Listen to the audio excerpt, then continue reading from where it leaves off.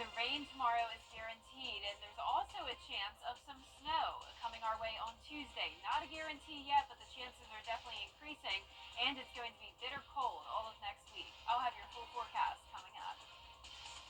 Now at 10, the TikTok ban stands. What local content creators are saying on the recent ruling coming up. And safety in schools, what Georgia lawmakers are pushing for to keep your little ones safe. We'll have those details for you as your News at 10 starts now.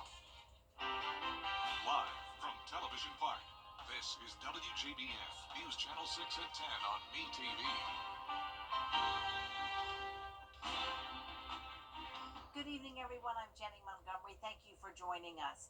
Coverage you can count on begins with President Biden deciding to pass the buck to President-elect Trump on the... All right, Isabella, thank you. Time now for a quick first look at the forecast with Chief Meteorologist Jenna Petracci. Well, we had a beautiful sunny day, but the clouds did move into the area tonight. We are getting ready for some rain headed our way on Saturday morning, but in the meantime, it's dry. This is a look at our Terry Lambert Hyundai Skyview Cam in Waynesboro. Today's almanac shows another cold morning. 25 degrees is where we were at. That puts us 10 degrees below average. Our high today actually got a couple degrees above average for probably the first time this entire month. High of 61, so we'll take that. Pretty warm.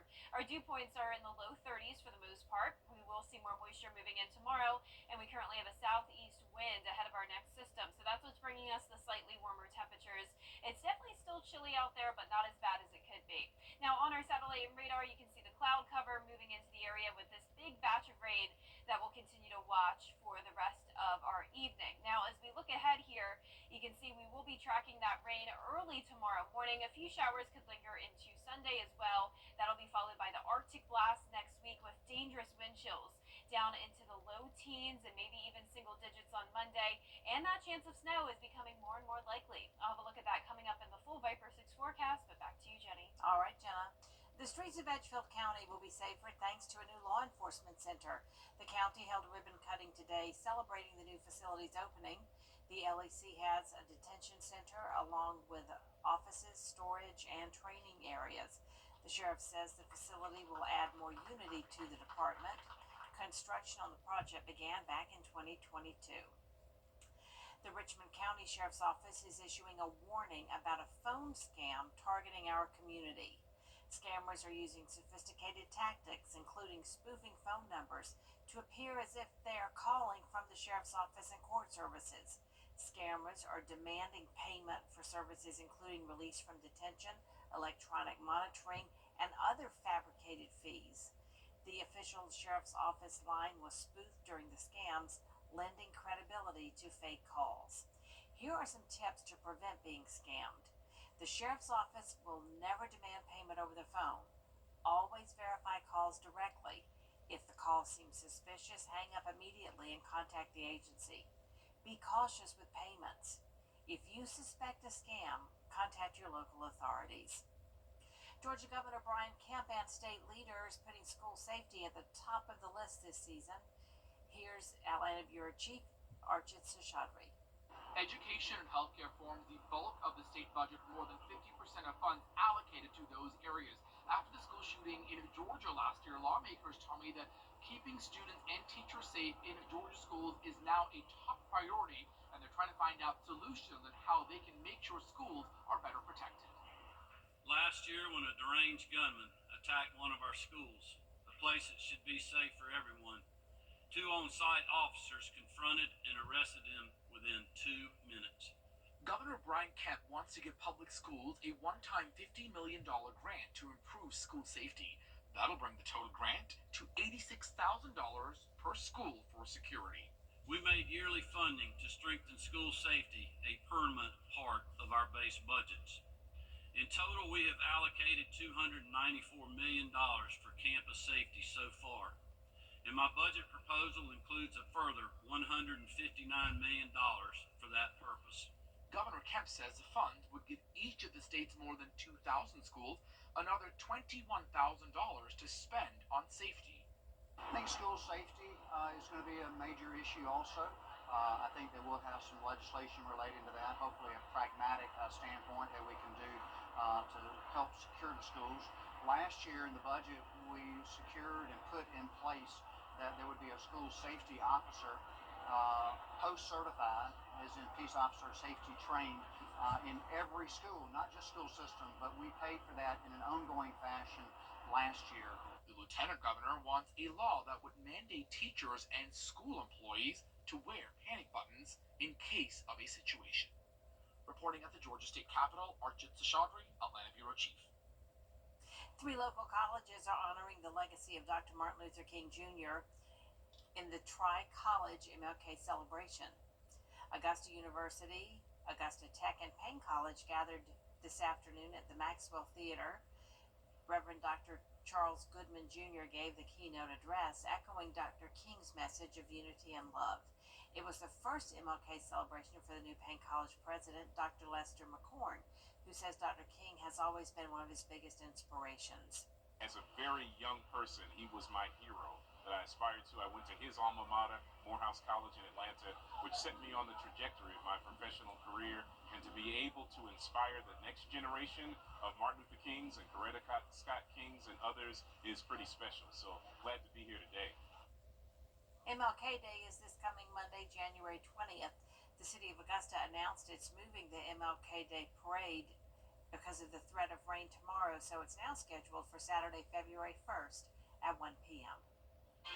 And we're up to around the 50% chance of some measurable snowfall in the CSRA on Tuesday, and our southern line counties could have an even higher chance. I'll have that full forecast when we return. The WJBF Scholar Athlete Awards honor high school students from around the CSRA for outstanding achievements, both on the athletic field and in the classroom. I'm Tamika Lampkin from Jefferson Energy Cooperative. Being a scholar athlete means excelling in both the classroom and in sports.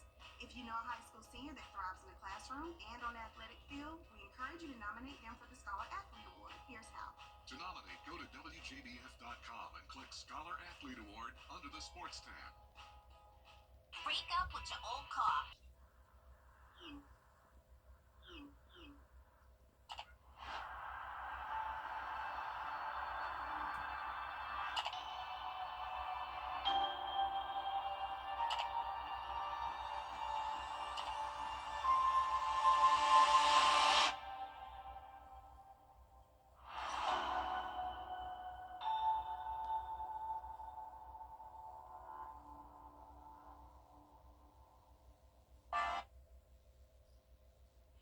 Now, your most accurate forecast with WJBF Live Viper 6. Welcome back and happy Friday. I had 2 very fun school visits this week back to back. The first one was right down the road at Copeland Elementary School. I visited with this small group of 4th graders, and then I went over to Evans Elementary School and spoke with this large group of 4th graders. So overall, 4th grade is just the best. They're always very interested in the weather, and they know a lot about the weather. So I was definitely very impressed by them. Thank you both to Copeland and Evans for having me. Our Terry Lambert Hyundai Skyview Cam in Swainsboro showing breezy conditions here this evening. It's definitely chilly, but not as cold as it has been lately. We are still sitting in the mid-40s, feeling like 41 though when you factor in that southeast wind of 8 miles per hour, dew point of 32. Visibility is good, but it is becoming cloudy out there. We're seeing temperatures anywhere from around 40 up in Saluda to 48 in Sandersville. Our satellite and radar is showing this big batch of rain approaching the Georgia border now, so by tomorrow morning we will see showers around. The chance of rain sticks around throughout the day. We will have some breaks at times, but nonetheless, it is a good day to spend inside. Temperatures are starting out around 40, and then we're climbing to the upper 50s in the afternoon. Tonight at midnight, we may see a few stray showers, but the bulk of the rain comes through as we head to around 5 a.m. Saturday morning. Widespread showers across the area.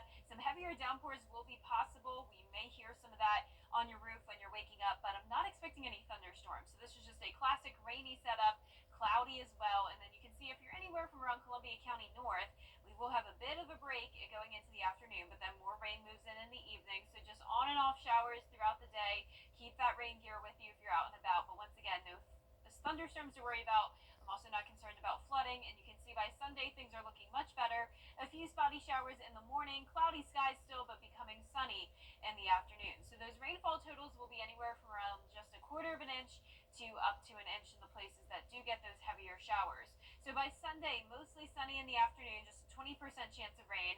Completely sunny skies on Monday. Martin Luther King Jr. Day looks great when it comes to the sunshine, but it is going to be feeling brisk out there with the wind chill down to around 12 degrees in Augusta on Monday morning. And right next door to us, we're talking single-digit feels-like temperatures just around the corner in Atlanta. So our low temperatures are going all the way down to 19 on Tuesday and 16 degrees for Thursday. So once the temperatures fall below 20 degrees for a few hours at a time, that's when your pipes do have the risk of freezing. So be sure to take care of those next week. Let cold water drip from your faucet slowly. Open the kitchen and bathroom cabinets, especially if you typically have issues with your pipes with these temperatures being so extreme. Now let's talk about the snow. I know that's what everyone's wondering. So Tuesday morning, it looks like we'll start out dry, but then this batch of snow moves in by the afternoon. So say anywhere from around lunchtime all the way throughout the day on Tuesday, we do have a decent chance of some snowfall, and you're also seeing pink on the map, which indicates that winter mix. Now you're probably thinking this is definitely taking a different track than last time. Our southern counties do have a higher chance of snowfall than our northern counties. If that Gulf low continues to stay towards the south, it could just be our southern counties that do get the snow on Tuesday of next week. So that's what we're going to be tracking. Dangerous cold with a harsh wind chill. The snow is becoming more likely on Tuesday, and then ice will be possible Wednesday and again on Thursday night. So a lot to track for you next week. Definitely bundle up and try to stay inside as much as possible. We'll keep you updated on those snow chances as we continue to fine-tune the forecast, but the main takeaway is it is going to be cold. Certainly is. All right, thanks so much, Jenna. Coming up, weather impacting the presidential inauguration ceremony. We'll tell you what changes are being made for the big day straight ahead. News Nation broke this. Capital One Arena holds just over 20,000 people. Roughly 250,000 guests are ticketed for Trump's inauguration on the National Mall. And tens of thousands. Sports, a local football head coach gets a high honor, plus a monster matchup of two of the top high school hoops teams in Georgia. We'll be right back. Coleman Services cares. Now, WJBF sports coverage you can count on. A regular Friday provided an unexpected surprise for Lakeside head coach Steve Hibbets. On his way to lunch, he was honored with the GHSA Coach of the Year plaque. Coach Hibbets was met with hugs from his family. Then Lakeside administration presented him with the 5A Coach of the Year plaque. He even had a surprise cake that read, "Congrats, 5A Coach of the Year." The Panthers had a historic season, finishing out 10-2 overall and 7-1 in region play. Now, aside from his coaching, you may have seen him on the sidelines at Border Bowl 12. He was a field analyst, even interviewing his own player, Ty Jones. Although it's his honor, he reiterated that he truly feels it's a team award. It's just a special group, and literally every group that comes through is a special group. I really don't think that God cares about wins and losses. He just wants to see growth, and I've surrounded myself, been able to, thank God, surround myself with people and players who all buy in. Staying in high school football, Midland Valley took the interim tag off of Coach Brent Dorn, officially giving him the keys to the program as the Mustangs' new head coach. During Dorn's 2024 interim season, the Mustangs finished out the season 5-6 overall with a trip to the SCHSL state playoffs and a 5-2 mark in region play. Shifting to women's hoops, South Carolina head coach Dawn Staley signed a new contract extension, making her the highest paid women's college basketball coach in the history of the sport. Her new deal with an annual salary of $4 million will keep her in Columbia through the 2029-2030 season. Since her arrival in 2008, Staley has turned South Carolina into a national powerhouse. The Gamecocks are one of just 5 programs to win at least 3 national championships. The Gamecocks have been ranked in the AP Top 10 poll for 107 consecutive weeks. That's the longest active streak in the nation. And day 2 of the Latin America Amateur Championship wrapped up in Buenos Aires. The winner of the tournament receives an automatic invite to the 89th Masters Tournament. The field consists of 108 players from 29 different countries. Tournament play was suspended earlier due to inclement weather, but resumed at 6:02 p.m. local time. So far, Patrick Sparks and Justin Hastings tied for first place at 8 under 136. More coverage of the 72-hole stroke play championship coming up Saturday from 11 to 2, and the final round 10 to 1 p.m. on Sunday.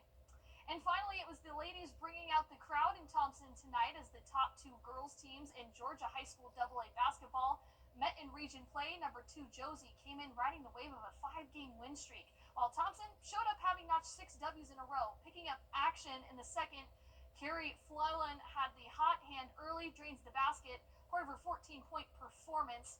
Then Thompson fights back behind Janiah Scott's hot hand. Her shooting, she buries a pair of threes here. 18 points combined with a game-high 21 from Howard Siney. Jada Kendrick lifts Thompson to a 61-49 victory. The Bulldogs improved to 17-1 on the season. They take sole possession of first place in the Region 4 2A. And that's it for sports. We'll be back. Opera, Saturday, January 25th at the historic Miller Theater. Doors open at 6:30 and the performance starts at 7:30. Get your tickets now at augustasymphony.com/gala. And last but not least tonight, we've heard all about it. The coldest air of the season is swooping in. That's right. So you need to take steps to keep warm, maybe a winter hat. What's that called anyway? Out there somewhere with George Escala. Oh no, here we go again, baby. It's about to get cold outside. Arctic air is taking over the south again. So now you might be in the market for something to fight off the frostbite with a Polar Express heading this way.